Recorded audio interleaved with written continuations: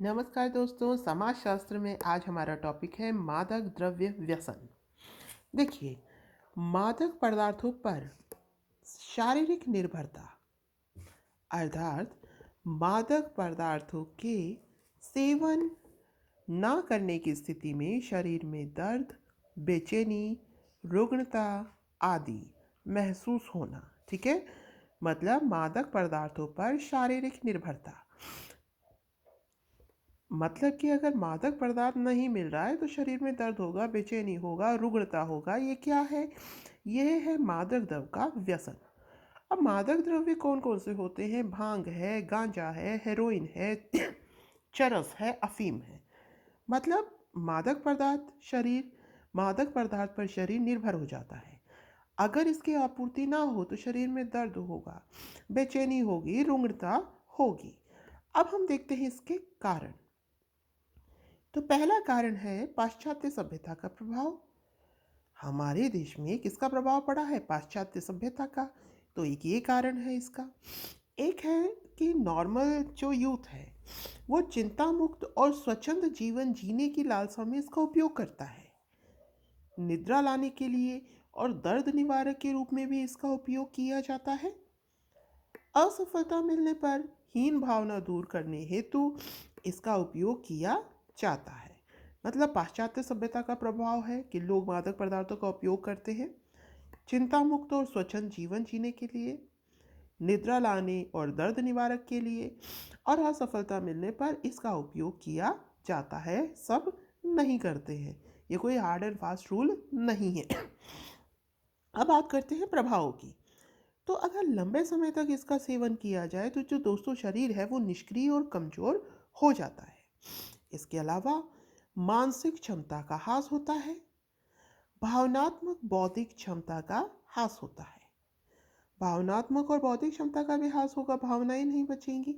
जो लोग व्यसन करते हैं उनकी भावनात्मक और बौद्धिक क्षमता का ह्रास होता है, मानसिक क्षमता का ह्रास होता है, और उनकी आय का अधिकांश भाग नशे की भेंट चढ़ जाता है।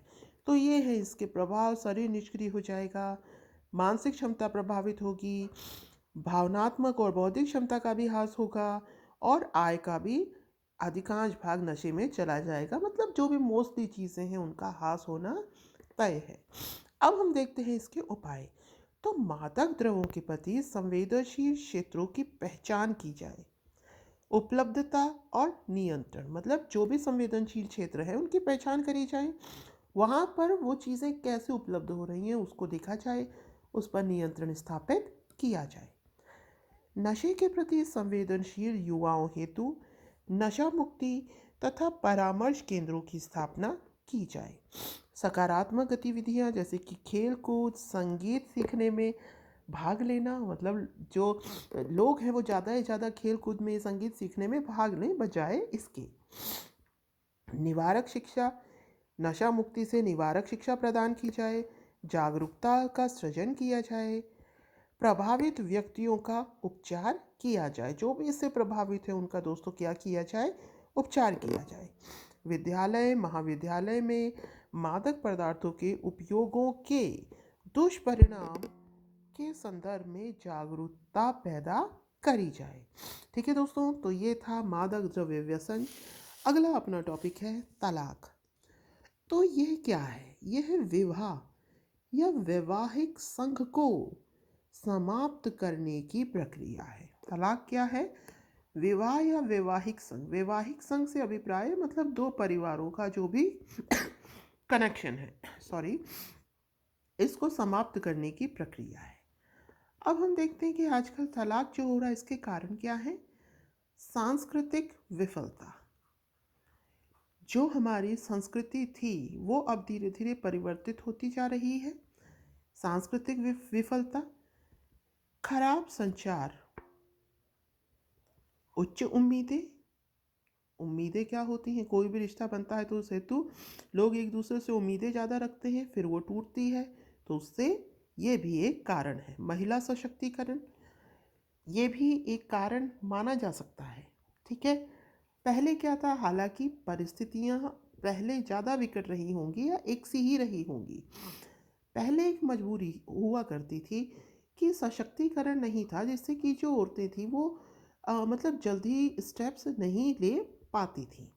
तो ये भी एक कारण माना जा सकता है। अहंकार, अहंकार भी इसका एक कारण है। इसमें क्या होता है, परिवार में नॉर्मली कोई भी बात होने पर, ठीक है ना, परस्पर शुरुआत नहीं की जाती है बातों की। उस हेतु अहंकार माना जाता है कि इसमें मेरी कोई गलती नहीं थी। तो ये इसके दोस्तों कारण हैं। सांस्कृतिक विफलता, खराब संचार, कम्युनिकेशन जो है सिस्टम वो पूरा खराब हो रखा है। उच्च उम्मीदें, महिला सशक्तिकरण और अहंकार। प्रभाव की बात करें तो इस पर मानसिक प्रभाव पड़ता है। आदमी मानसिक रूप से व्यथित हो जाता है। सामाजिक प्रभाव भी इसमें पड़ता है। आर्थिक, मतलब पहले तो अगर आपका पूरा घर है तो वो क्या था, एक दूसरे के संयोग पर आर्थिक रूप से निर्भर थे एक दूसरे पर। इसके बाद में क्या होता है, आर्थिक हानि भी होती है और बच्चों पर नकारात्मक प्रभाव इसका पड़ता ही है। ठीक है दोस्तों, अगला अपना टॉपिक है दहेज, डाउरी। तो दहेज शादी के समय दुल्हन के ससुराल वालों को लड़की के परिवार द्वारा नगद या वस्तु रूप में किया जाने वाला भुगतान। मतलब कि जो लड़की के घर वाले थे, ये लड़की के ससुराल वालों को कैश या वस्तु रूप में कुछ भुगतान करते हैं। इसे ही क्या कहते हैं, दहेज कहते हैं। हम इसके प्रभाव देखते हैं। लैंगिक भेदभाव बढ़ रहा है इससे। इससे लैंगिक भेदभाव बढ़ ही रहा है। मतलब लड़कियों और लड़कों की जो परवरिश है उसमें अंतर देखने को मिल रहा है। लड़कियों को बोझ समझा जाता है। महिलाओं के कैरियर को प्रभावित करना, यह प्रथा महिलाओं के कैरियर को भी प्रभावित करती है। हालांकि सामान्यतः अभी भी जो लड़कियां हैं वो स्कूल कॉलेज जा रही हैं, लेकिन अभी भी उनको इतनी इम्पोर्टेंस नहीं दी जा रही है जितनी लड़कों को दी जाती है। उसका कहीं ना कहीं कारण दहेज प्रथा है। महिलाओं का वस्तुकरण हो रखा है। महिलाओं के विरुद्ध अपराध है दहेज प्रथा। जो अपराध हैं वो भी बढ़ते जा रहे हैं दहेज के कारण। दहेज न मिलने पर महिलाओं पर विभिन्न प्रकार के अत्याचार किए जाते हैं। तो महिलाओं के विरुद्ध अपराध भी बढ़ रहे हैं इस प्रथा की वजह से। हम इसके उपायों की बात करते हैं तो इसके लिए बालिकाओं को शिक्षित किया जाए। दहेज एक सामाजिक कलंक है, इसके ऊपर प्रचार प्रसार किया जाए रेडियो, टीवी और पत्रों के द्वारा। दहेज प्रथा के विरुद्ध कानून, जो भी कानून बने गए हैं उनको प्रभावी ढंग से लागू किया जाए। तो ये थी दोस्तों दहेज प्रथा। आखिरी है निर्धनता।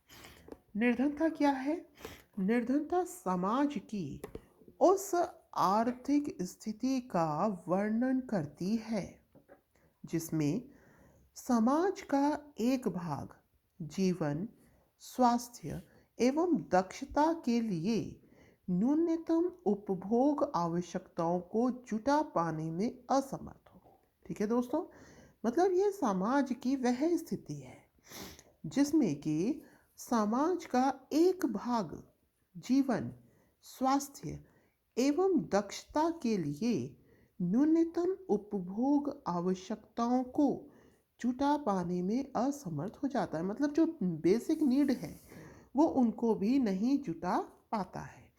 तो निर्धनता का मापन सापेक्ष और निरपेक्ष दोनों है। भारत में निरपेक्ष निर्धनता मापी जाती है। योजना आयोग के द्वारा निम्न अनुसार निर्धनता का वर्गीकरण किया जाता है। यह है कैलोरी उपभोग के आधार पर। तो अगर हम ग्रामीण क्षेत्र की बात करें तो ग्रामीण क्षेत्र में 2400 कैलोरी और शहरी क्षेत्र में प्रतिदिन 2100 कैलोरी ये गरीबी रेखा है। अगर इससे कम कैलोरी का कोई खाना ग्रहण करता है, कम कैलोरी लेता है, तो वो गरीब समझा जाएगा।